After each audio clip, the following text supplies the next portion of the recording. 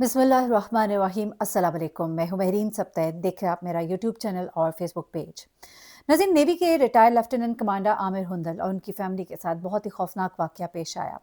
इस वाक़ये के बहुत से मुहर्रिकात हैं और अभी इसके ऊपर तफ्तीश जो है वो जारी है और इसकी इन्वेस्टिगेशन हो रही है। जो भी मराहिल है उससे ज़्यादा खौफनाक वो बातें हैं जो आखिरी 10 मिनट की हैं। वो आखिरी 10 मिनट जिसमें लेफ्टिनेंट कमांडर आमिर हुंदल अपने बच्चों को बचाने की सरतोड़ कोशिश करते रहे, लेकिन वो शख्स जिसकी ज़िम्मेदारी इनको पार लगाना था, उसने इनके साथ किस तरह से धोखा किया, वो आखिरी मनाज़िर देखे गए, रिकॉर्ड किए गए और अब उस ही की बुनियाद पर कातिल को ढूँढने की कोशिश की जा रही है।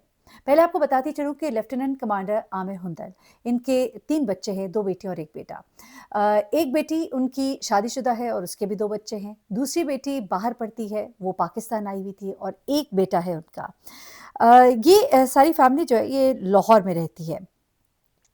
लाहौर में ये सारी फैमिली रहती है। बेटी जो बाहर पढ़ती है वो भी पाकिस्तान आई हुई थी और वो बहुत सारे अपने फैमिली मेंबर से मिल रही थी और खुशियाँ मनाई जा रही थी। गर्मियों की छुट्टियाँ भी थीं और गर्मियों की छुट्टियों में आपको पता है कि बहुत सी फैमिलीज़ नॉर्थ साइड का रुख करते हैं। सवात, कागान, नारान, गिलगित, इस तरह की जगहों पर जाने का एक बहुत ट्रेंड है और इसी तरह का एक इरादा इस फैमिली का भी था, नॉर्थ की तरफ जाने का और वहाँ पर जाकर कुछ अच्छा वक़्त गुज़ारने का। अब यहाँ पर ये लेफ्टिनेंट कमांडर आमिर हुंदल जो कि नेवी से रिटायर्ड है और ये अपनी फैमिली के साथ प्रोग्राम बनाते हैं बाकायदा तौर पे सवात जाने का। इसमें उनकी एक बेटी पूर्वा हुंदल जो कि शादीशुदा है, 2 उसके बच्चे, उनकी दूसरी नंबर पे जो बेटी है रोहेल हुंदल जो कि बाहर से आई हुई थी और 23 साल उसकी उम्र है। उसके बाद उनका बेटा है अब्दुल्ला जो कि 20 साल का है। ये जो है यहाँ पर इनके साथ होते हैं। अच्छा, और एक और बेटी है उनकी माज़िद के साथ बुशरा जो कि 18 साल की है। बुशरा जो है वो बेसिकली हाई एजुकेशन के लिए अमेरिका में रह रही थी, वहीं से वो अपनी एजुकेशन को कंप्लीट कर रही थी और वो अब पाकिस्तान जो है छुट्टियों पर आई हुई थी, अपने पेरेंट्स को मिलने के लिए और अपनी फैमिली और फ्रेंड्स के साथ मिल रही थी। इसी छोटी बेटी ने कहा कि मैं चूँकि अभी कुछ अरसे के लिए पाकिस्तान आई हूँ, मैं घूमना चाहती हूँ और उसी के कहने पर ये बाकायदा पूरा प्लान बनाया गया था। इसके अलावा हुंदल साहब ने अपने भतीजे को भी साथ लिया, ज़ीशान हुंदल, और वो भी इनके साथ था और ये सारी फैमिली जो है बाकायदा तौर पे प्लान बनाते हैं और गाड़ियाँ वगैरह की जाती हैं। पूरी प्लानिंग के साथ ये लोग अपने घर से निकलते हैं और रुख करते हैं सवात का। सवात में ये जाकर कई घंटों का सफ़र होता है लाहौर से सवात तक का। आपको मालूम है इस्लामाबाद से तो सवात तक का सफ़र थोड़ा कम ही है, लेकिन लाहौर से इसमें 4-5 घंटे जो हैं वो और ऐड हो जाते हैं। तो ये बाकायदा तौर पे अपने सफ़र का आगाज़ करते हैं और रास्ते में नेवी के रेस्ट हाउस का भी बंदोबस्त किया जाता है और यहाँ पर ये इस रेस्ट हाउस में ठहरते हैं। सुबह उठकर एक बेहतरीन नाश्ता किया जाता है और नाश्ते के बाद वो सवात के मुख्तलिफ इलाकों का सैर करने का इरादा करते हैं। इन्हीं इलाकों में से एक इलाका झील सैफुल मलूक भी है। झील सैफुल मलूक के लिए जब ये उधर से निकलते हैं, जो लोग झील सैफुल मलूक गए हुए हैं उन्हें मालूम है कि वहाँ का रास्ता जो है वो बड़ा ही ख़तरनाक है और खुद मेरा कई बार जाना हुआ है। मुझे मालूम है कि जिस तरह का वो रास्ता है ख़ास तौर पे और जिस तरह जीप वाले वहाँ पर आपको लेकर जाते हैं कि आप यकीन कीजिए कि जब जीप जा रही होती है तो आपको लगता है कि बस अभी गए कि अभी गए, लेकिन वो काफ़ी उनकी प्रैक्टिस होती है और बड़ी ही प्रैक्टिस के साथ वो आपको वहाँ ले जाते हैं। लेकिन ख़ास तौर पे जब जीप दोनों तरफ से एक आ रही हो और एक जा रही हो, कोई ऐसी जीप आ जाए तो फिर समझ नहीं आती। ऐसे लगता है कि एक आप सिराते मुस्तकीम का जिस तरह बताया जाता है, पुल सिरात का जिस तरह बताया जाता है कि उसके ऊपर इंसान होगा, बारीक बाल जैसा वो धागे की तरह का होगा और उसके ऊपर से बाल के जितना बारीक होगा और उस पे से आप गुजरेंगे। तो ऐसा ही कुछ मुझे तो लग रहा होता है कि बिल्कुल इतनी बारीक सी वो जगह है जहाँ से इन 2 गाड़ियों ने गुजरना है और एक गाड़ी जब रुकती है और दूसरी गुजरती है तो बस ऐसे लगता है कि अभी नीचे गए तो अभी नीचे गए, इंसान की चीखें निकल जाती हैं। एक तो वो वाला रास्ता है और उसके बाद जब आप वहाँ पर पहुँचते हैं तो उसके बाद बड़ा ही खूबसूरत मंज़र आपका मुंतज़िर होता है। झील सैफुल मलूक बड़ी खूबसूरत झील है जिसको देखने के लिए लोग दूर-दूर से आते हैं। इवन आप जब बाय एयर ट्रैवल कर रहे होते हैं तो जहाज़ में बाकायदा तौर पर बताया जाता है कि नीचे अगर आप देखेंगे तो आपको पाकिस्तान की खूबसूरत झील सैफुल मलूक नज़र आएगी और प्याले की मानंद ये खूबसूरत सी झील जो है जब आप ऊपर से भी नीचे देखते हैं तो बहुत ही खूबसूरत भली मालूम होती है और जब आप वहाँ पर होते हैं तो तहद्दे निगाह इस कदर खूबसूरत साफ़ सुथरी ये झील। अब मैंने सुना है कि वहाँ पे लोगों ने काफ़ी गंद वगैरह भी कर दिया है, लेकिन नहीं मालूम, हो सकता है टूरिज़्म डिपार्टमेंट ने अभी उसको थोड़ा बेहतर किया हो, लेकिन बहुत ही खूबसूरत झील है और जब ये पूरी फैमिली वहाँ पर पहुँचती है तो फिर जो लोग वहाँ पर आते हैं उनकी ये भी ख्वाहिश होती है कि वो बोटिंग करें। वहाँ पर घोड़े भी होते हैं, लोग घोड़ों को बच्चों को घोड़ों पर बिठाते हैं, साथ ही साथ जो लोग शौक रखते हैं और जो अफ़ोर्ड कर सकते हैं वो बोट भी करते हैं और बोट में सवार होकर इस झील का जो है सफ़र तय किया जाता है। अच्छा, इस झील में कुछ मुकामात हैं जहाँ से आगे जाने से मना किया जाता है और कुछ जगहों तक आप चले भी जाते हैं, वापस भी आते हैं। बड़ा ही खूबसूरत एक लगता है ये सारा कुछ आप जब उस पे ट्रैवल करते हैं बोट पर। तो हुंदल साहब जो है वो अपनी तीनों बेटियों, बेटे और अपने नवासों के साथ जो है और अपने उस भतीजे के साथ वो इस बोट पर सवार होते हैं और इस बोट को चलाने वाला बोट का एक कप्तान होता है और ये बोट को लेकर पानी के अंदर चला जाता है। जब ये पानी के अंदर जाता है तो कहा भी ये जा रहा है कि वो ज़रा सा ज़्यादा डीप चला गया था, लेकिन कुछ लोग ये कह रहे हैं कि नहीं, जहाँ तक के अलाउड है वहाँ तक ही वो गया था।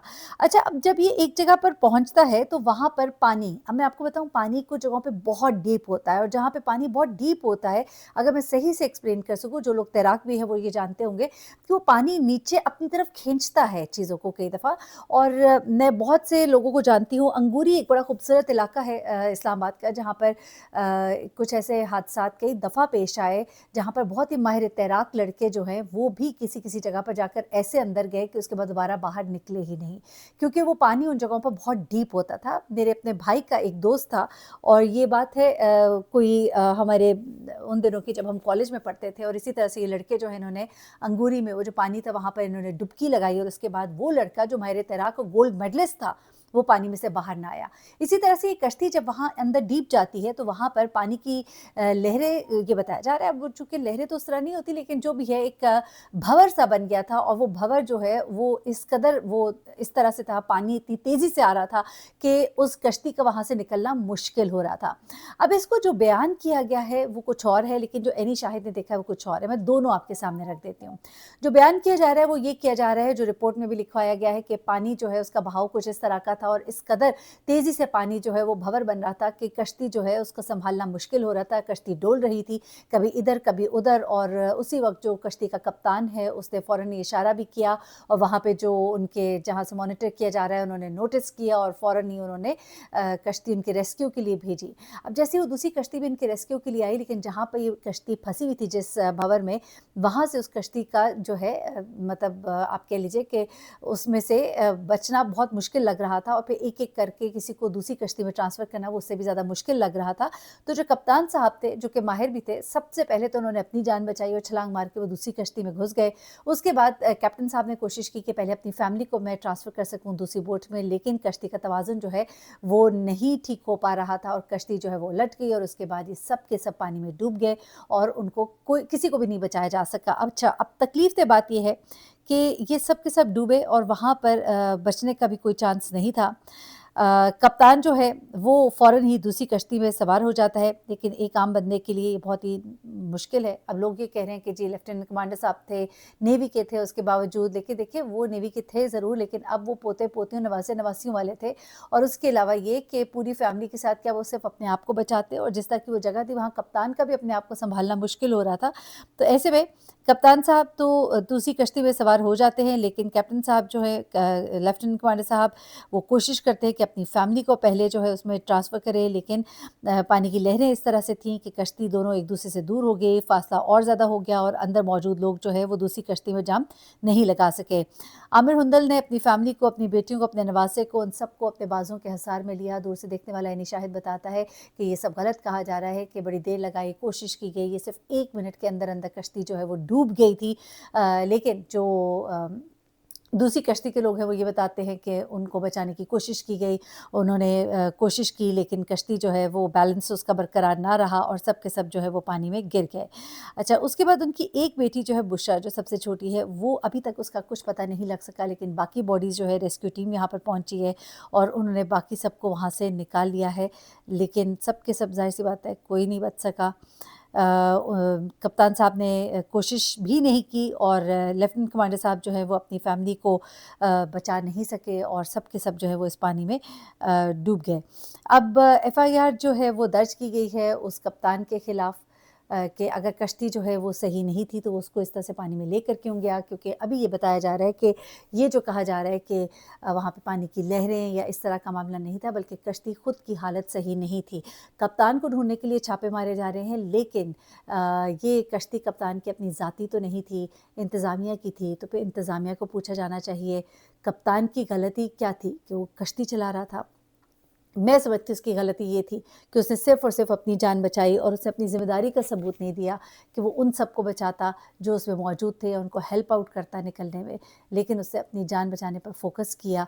इस वक़्त उसको ढूँढने के लिए जो छापे मारे जा रहे हैं, मैं समझती हूँ कि इंतज़ामिया को सबसे पहले कटहरे में खड़ा करना चाहिए। अगर वो जगह जो है वो इतनी ख़तरनाक है तो वहाँ पर जाने की इजाज़त क्यों दी जाती है? क्यों लोगों को इतना डीप भेजा जाता है? पूरा ख़ानदान जो है वो सफ़ाए हस्ती से मिट गया। बहुत ही दुःख हुआ, अल्लाह ताला उनकी मग़फ़िरत फ़रमाए, उनके आगे के रास्ते को आसान फ़रमाए। अपना बहुत ख़्याल रखिएगा और ऐसी जगहों पर अपनी जान जोख़िम में ना डालें, ख़तरे में ना डालें।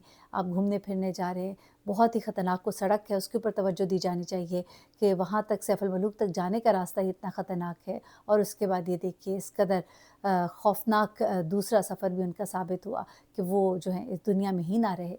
तो ऐसी जो एंटरटेनमेंट और ऐसी तफ़रीह जो है, जो मौत का सबब बने, क्या उसको करने के लिए लोग आइंदा दोबारा उधर जाएँगे, रुख करेंगे तो क्या सोच कर जाएँगे? मैं तो ये सोच रही हूँ।